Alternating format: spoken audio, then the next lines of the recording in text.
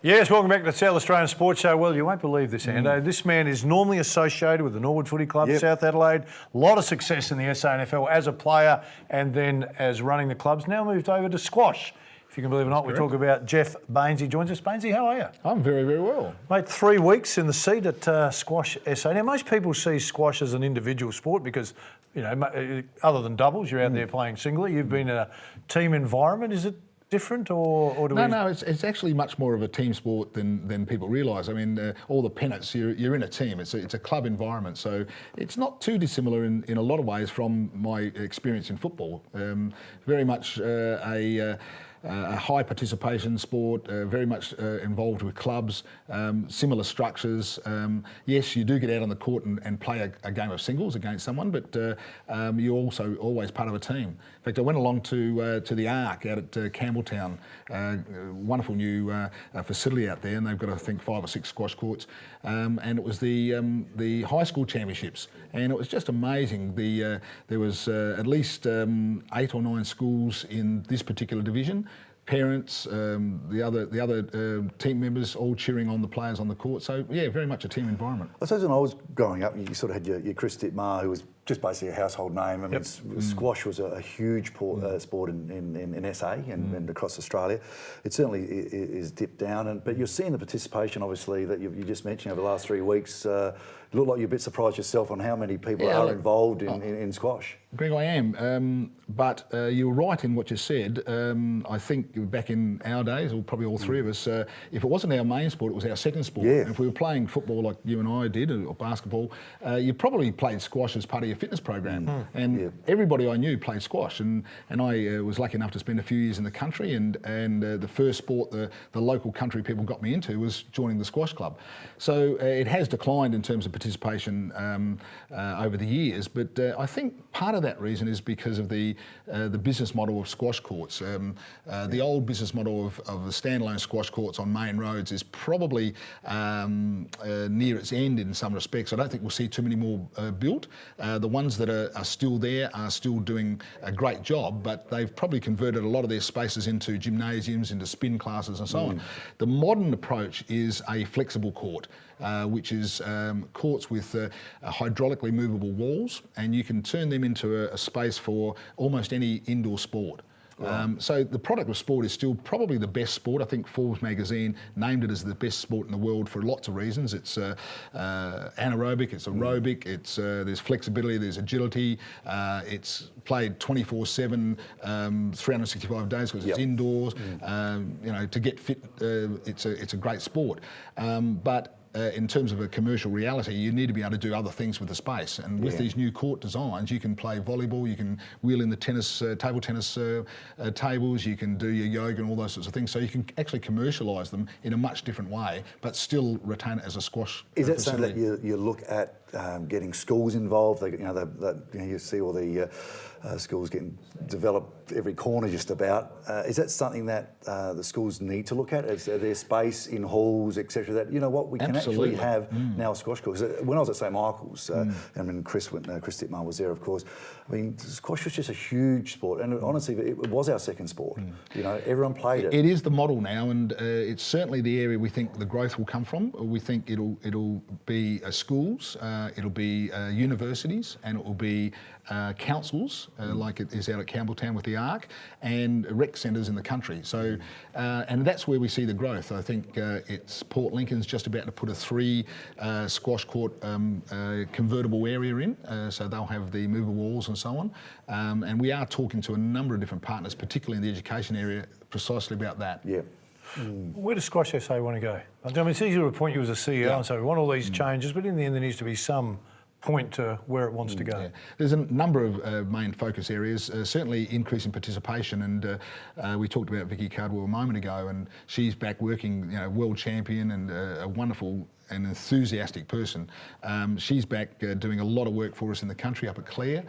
She had a come and try. I think she had 250 students go through that, and then 70 came back for a follow-up competition. So we're focusing significantly on participation and lifting the participation from the bottom and from young kids.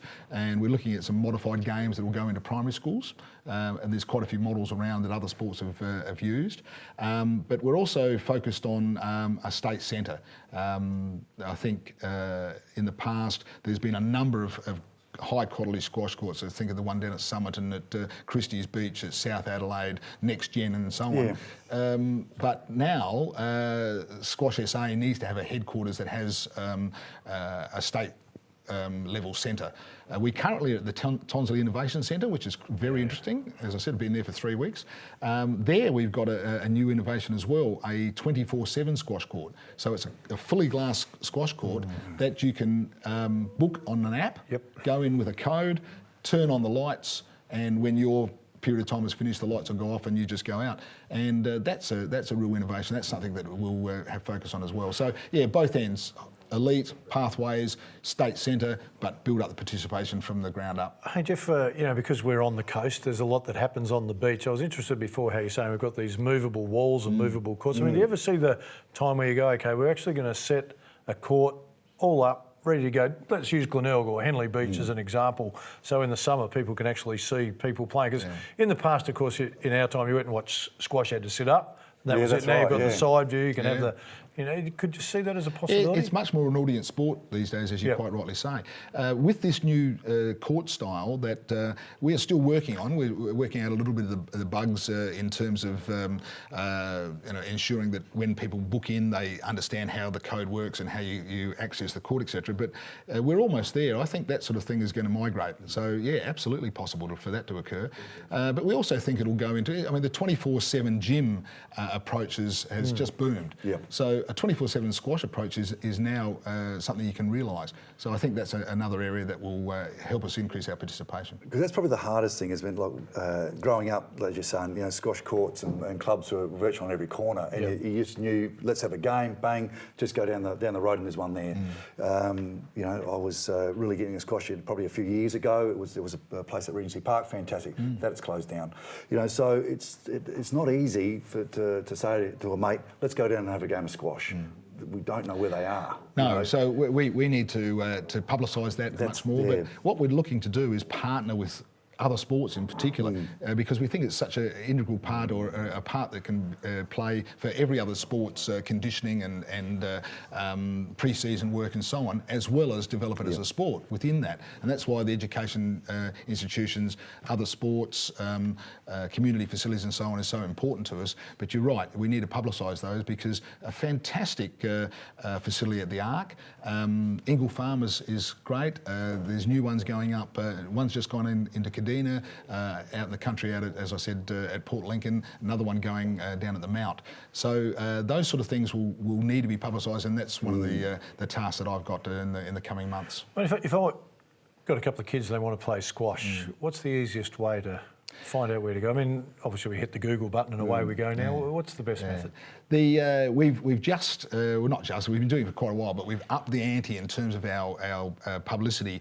So Squash SA offer all schools. A school would only have to ring up Squash SA and say, can you come down and do a come and try with our students? We can do it on school. All they've got to do is have a wall for us to start it off with, because really it's a hand-eye coordination start. We start off with young kids, but we do that for free, and we bring the equipment, we do the lot. So if they just go on their whatever their smartphone or on computer and look up Squash SA, if they ring in and say we would like some assistance to start squash in this area, it'll be done. And how are we looking in South Australia's point of view of it, with with level in the way of our participation in sort of a more of a national sort of level? Yes, we haven't got the Chris Dittmars and Vickies at this stage at the senior level, but we've got a couple of juniors, particularly in the girls area, that are highly ranked, and we've got one young lass, Alex, who will be in the Australian side as a development person. We're just about to send a team of 16 up to Darwin for the national juniors, and we hope to do well both individually and in teams. So our pathway programs are going very well and are starting to produce those sorts of players. But we need those heroes at both ends. We need the youngsters coming in, and we need the heroes at the other end to act as role models. And we hope that those people in the junior program now will continue to flourish and provide us with that, the high-end elite performances. Well, Geoff, Squash, certainly lucky to get you in the CEO chair, mate. Wish you every success. 3 weeks, you seem pretty knowledgeable. We couldn't check you up on anything, mate, so appreciate you coming in. We'll get you back in a month or so and then we'll put you right under the blowtorch. But we need to get to a break. Stay with us. A bit more to come on the show.